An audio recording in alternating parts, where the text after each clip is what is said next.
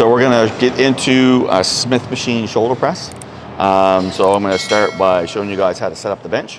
So big thing is you wanna be facing the mirror and basically where you want your seat at.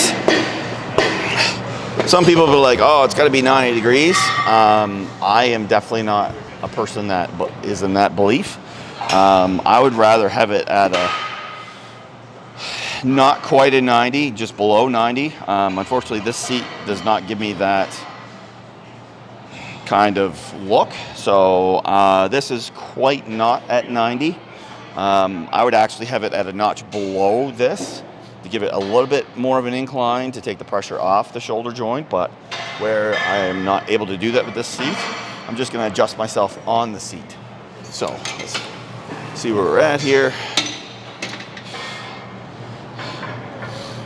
Okay, where you want the bar, you want it basically coming right by your nose and only coming to the top where your lips are. As you can see, my arms are pretty much at 90 degrees and I'm not going any below that. The reason that is, this is the number one culprit of me tearing my rotator cuffs when I was younger. So I used to lift extremely heavy on this. I used to go 4.5, sometimes 5 plates a side. Felt amazing when I was super strong and young, but then I started tearing rotators. Done it 3 times, 2 on my left, 1 on my right, and it was all because of this particular one. So, and it was because I was going below that mouth level. So I used to bring it all the way right down to my collarbone. Which again, felt amazing at the time, but not so amazing when I started to tear my rotator cuffs. So,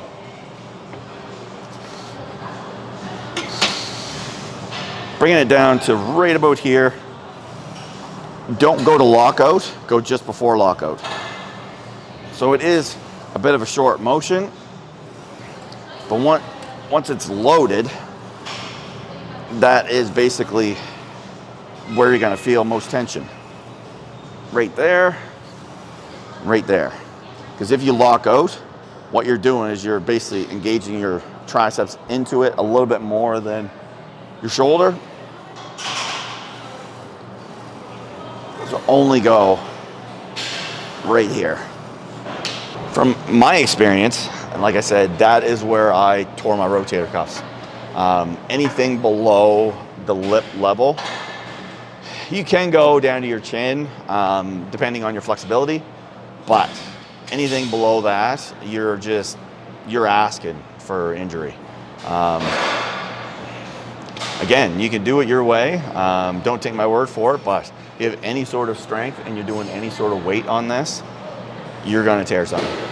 That's just a lot of people that I've known over the years. It's either been flat bench or Smith machine shoulder press have been the 2 culprits. And for me personally, it's always been this particular machine that is giving me my problems. So, and it's because I was lifting so heavy and going below that mouth to chin level. So be very leery of this exercise.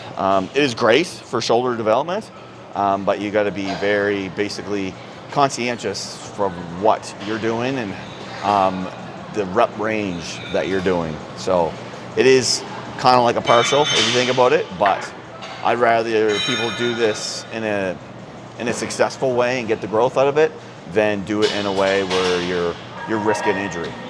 So I've done the heavy weights right down to like 4 or 5 reps when I was younger, and that's when it led to injuries.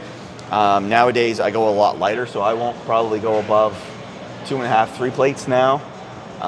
3 plates very, very seldomly. I usually stick around 2 and just rep out. So I do sets of 15 to 20. Still getting a good pump, still feeling it. And basically I would superset it with like a side lateral if I was doing something like this, because the rep ranges are so high. And sets wise, you're probably looking at 4, maybe 5 sets for myself. If you're someone that's going to go a little bit heavier and tend to go on the low rep side, like the 8 to 10 or even down to 6, I'd only recommend I recommend 4 because you don't want to start off with the heavy sets. So have a couple feeder sets, 3 to 4 working sets in that regard. But again, be very, very careful if you're going extremely heavy with this particular exercise. So give it a try your next shoulder day, and be careful.